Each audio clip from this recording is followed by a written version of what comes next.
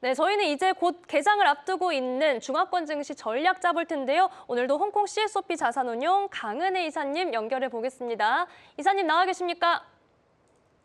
네, 안녕하세요. 실소비 자산운용의 강래입니다. 네, 이사님 반갑습니다. 우선 어제 시장 리뷰부터 좀 잘 해봐야 될 것 같은데 일단 지수는 조금은 엇갈리는 그런 모습이었더라고요.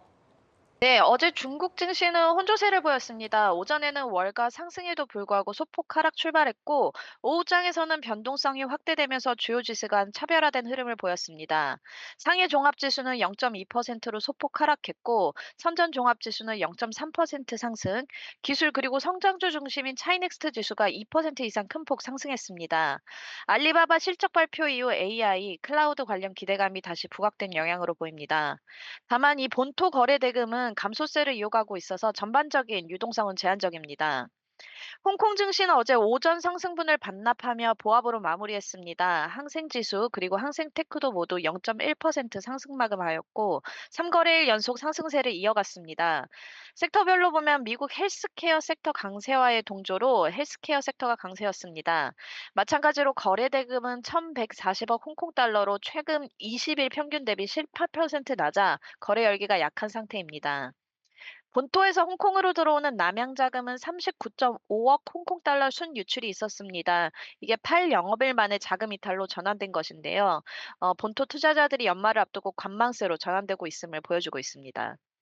네, 지금 시장의 자금의 움직임은 조금은 조심스러운 분위기가 감지되고 있습니다. 하지만 지금 전일장 리뷰에서 홍콩 증시 헬스케어 섹터 좀 주목을 해주셨는데 저희가 이 안에서도 좀 더 선별적으로 종목들 살펴볼 수도 있을까요?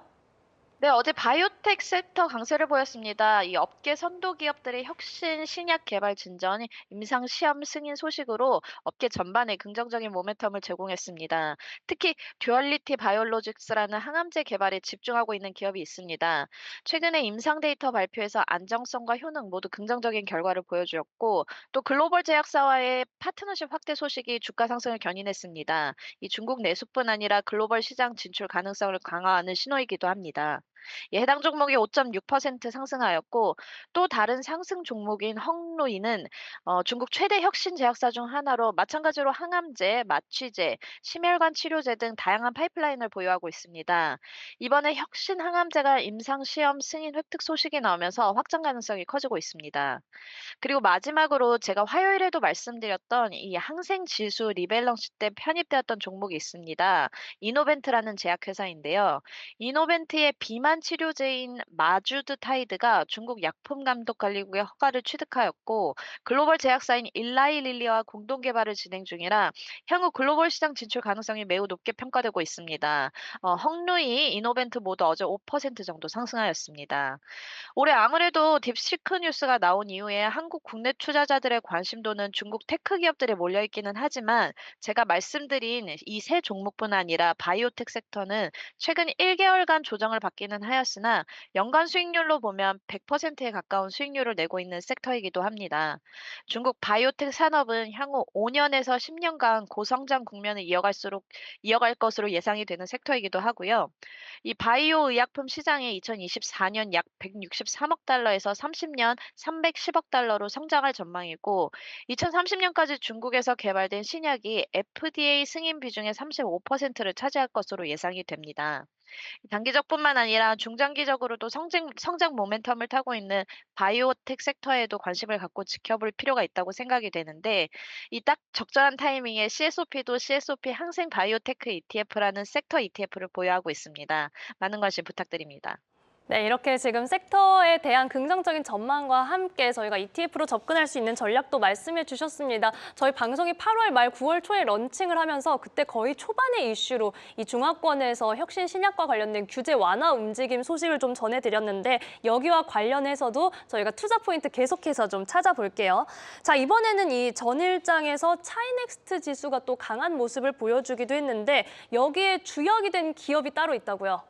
네, 바로 메이투안입니다. 어제 2% 이상 크게 상승했던 차이넥스트 지수뿐만 아니라 항생지수 그리고 항생테크 지수까지 이 모든 지수에서 활약했던 메이투안은 어제 주가 5.7% 상승하면서 기호던 면에서 가장 큰 상승 기호 종목 중 하나였습니다. 이 배경에는 알리바바가 공격적인 할인 전략인 이 플래시 세일이라고 불리우는 전략을 축소하면서 수익성 개선에 집중함에 따라 메이투안의 경쟁 부담이 완화됐다는 점, 그리고 독감 관련 의약품 온라인 진료 수요 급증이 있었습니다. 요즘 중국 북부 지역에서 독감 유행이 심화되고 있습니다. 이 메이투안 플랫폼에서 항바이러스제 판매량이 2배 이상 증가하였는데요. 메이투안은 이에 대응하기 위해 온라인 진료 서비스 24시간 약배송 홈 테스트 키트를 제공하는 한플루전을 운영 중입니다.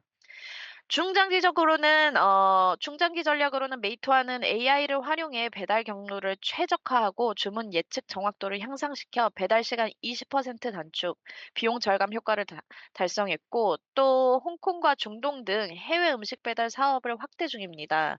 브라질 시장 진출 계획도 발표하면서 향후 5년간 글로벌 비즈니스 확장에 10억 달러 투자를 예정 중입니다. 그리고 음식 배달 외에도 호텔 예약, 여행, 헬스케어, 소매까지 신규 카테고리를 통합한 슈퍼 앱이라고 불리는 이 생태계 구축으로 사용자의 서비스 이용 시간, 그리고 빈도를 늘리고 있습니다.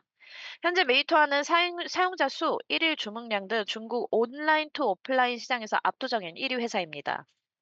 네, 이렇게 메이투안에 대해서 살펴봤습니다. 전일장에 정말 강한 모습 보여줬는데 알리바바와의 경쟁 구도에서 부담을 좀 덜었다. 그리고 지금 독감 유행에 따른 단기적인 매출 상승 기대감도 짚어주셨습니다. 우리나라도 독감 때문에 고생하시는 분들 참 많은데 지금 중화권도 비슷한 상황인 것 같습니다.